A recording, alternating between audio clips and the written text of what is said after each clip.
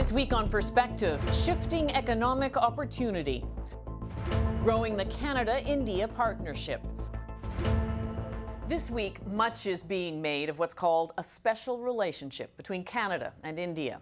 A shared commitment to democracy, a common language, similar forms of government and institutions, membership in the Commonwealth and the G20. But as Prime Minister Justin Trudeau embarks on a week-long state visit to India, the priority is increasing trade and investment and reinforcing what appears to be a similar global view.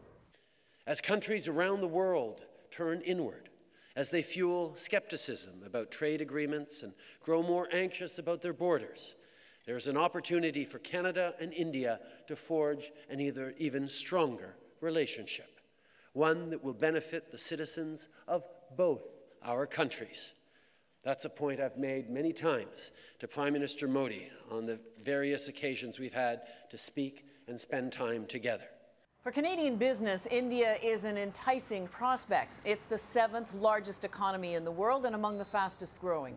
For India, Canada offers the possibility of foreign capital and investment, technology and skills training. On the program this week, we'll speak to a scholar who works in both countries about the relationship and what to expect from this visit. We'll get a Canadian business perspective, and from Delhi, the view from an activist for women's rights.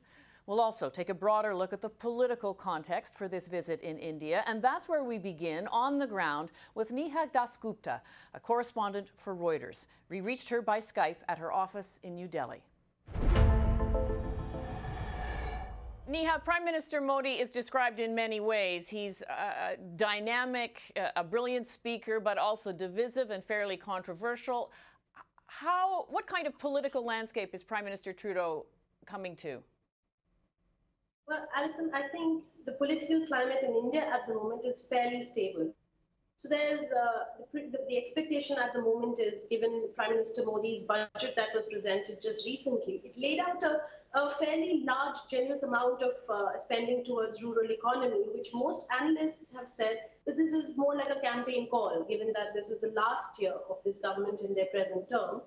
So at the moment, at least, there seems to be no real cause for concern as far as political stability goes. However, having said that, for the Prime Minister, at least, what he will need to be watchful is that his public spending that he's committed to in this budget should not really impinge on his fiscal deficit commitments. Because if that happens, I mean, foreign investors, the other countries would obviously raise their concern levels, and foreign investors who have been invested into the country would sort of start to pull out. So I think the economic concerns at the moment seem to be a little more elevated than I would say the political concerns. How much those economic concerns, certainly India's economic growth is still very strong, but it has declined somewhat, partly because of Modi's policies, as you mentioned, around avoiding the currency and imposing a goods and services tax. How much of a real threat is that at all, if it is, to his government? It is definitely somewhat of a threat, as analysts would, as they are saying, because what demonetization or the withdrawal of these high-value banknotes did was that it dented somewhat the formal economy as well as the informal economy, as most people believe. And what it also led to, as we widely know, is that there were a lot of job losses, and that the restoration of that hasn't really happened, what the data is so far suggesting. So with those job losses in the backdrop, and the fact that the goods and services tax was launched in a manner that for most investors was absolutely confusing and it seemed botched up, they're not yet clear. I mean, what we're led to believe that there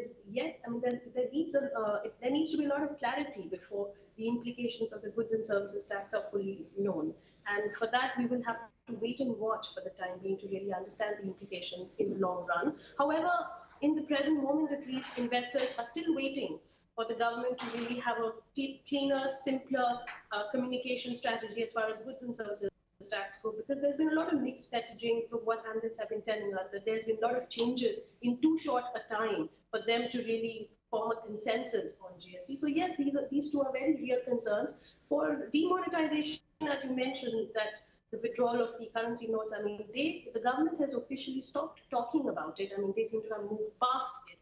But the criticism is that whatever job losses we have seen, the hit on the mom and pop stores who were largely relying on the informal economy were now forced to consider digital transactions. And remember, these informal pop and mom stores, I mean, they're the ones who are largely the vote bank for the right-wing party. From a global perspective, Prime Minister Modi and Prime Minister Trudeau appear to share some similar views about increasing trade and globalization. But at the same time, he has raised tariffs on some imported goods that has made it more difficult for foreign investors and, in fact, for foreign trade.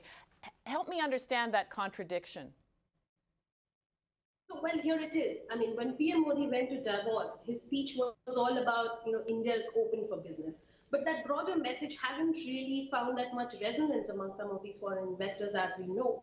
Because in the budget that they announced, they raised a lot of tariff duties, which of course hit businesses, and therefore investors weren't really happy with the kind of announcements that came in. So that contradiction seems to be that India is perhaps not really walking the talk. I mean, on one hand, there's clearly more emphasis on ease of doing business in the country. They're trying to simplify more of these rules for investors to come into the country. But at the same time, there's of course that fear that India is really looking to protect investors back home, and the emphasis seems to be more towards make in India, which for some of the foreign investors seems to signal that perhaps India is not really that open as it claims to be.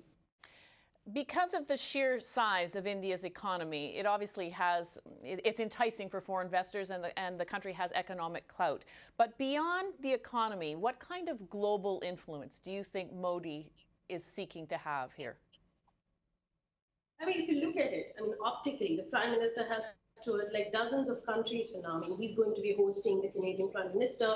He's been publicly embracing the Israeli Prime Minister for deepening ties across the region. I mean, there's plenty that, if you look at it, I mean, he's done much more than perhaps his predecessor, as most people would agree. So there is, of course, that optimism that, that his influence seems to have grown also because of his personalized style of diplomacy.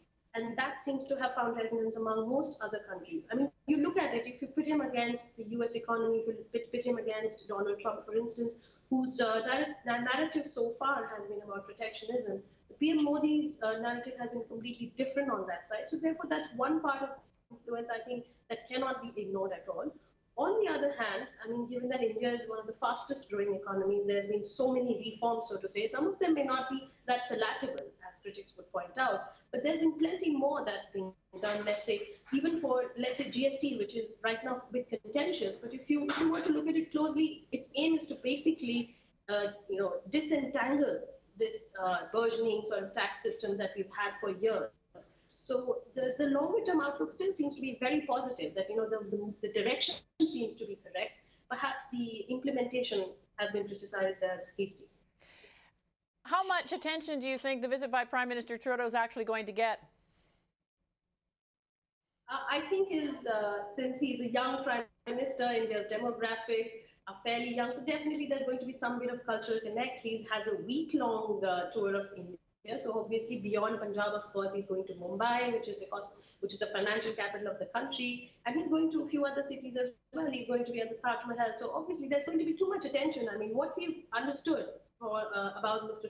Trudeau, of course, is that he has consciously tried to reach out to the Indian diaspora. There's a thriving diaspora in Canada, and that, of course, will reflect in his tour in India, and people will look forward to that communication coming from him. Having said that, there is, of course, serious business on the table as well. I mean, if you look at it, there's the ongoing discussions over free trade agreements, that India has been imposing tariffs on yellow peas. I mean, India is one of the biggest producers and consumers of pulses. So that pretty much remains on the table, whether or not India can resolve that bit of contention. Because as we know, India had raised import tariffs, and that entire discussion started because India started to pay its farmers a guaranteed price, eventually leading to a glut in supplies, and then therefore it had to raise import tariffs to prevent this oversupply from hurting them. And which is why it seems that Canada's expectation at this point would be that you would need a more predictable, stable, long-term policy as far as import tariffs go. And also, on the other hand, India is hoping that the worker visas for the IT professionals do sort out, and for Canada at least, the most favored nation status is also somewhere on the anvil. And what we've publicly understood is that defense cooperation would definitely be among the top 3 discussions that he's going to have. Neha, thank you very much for your insight on this. Thank you.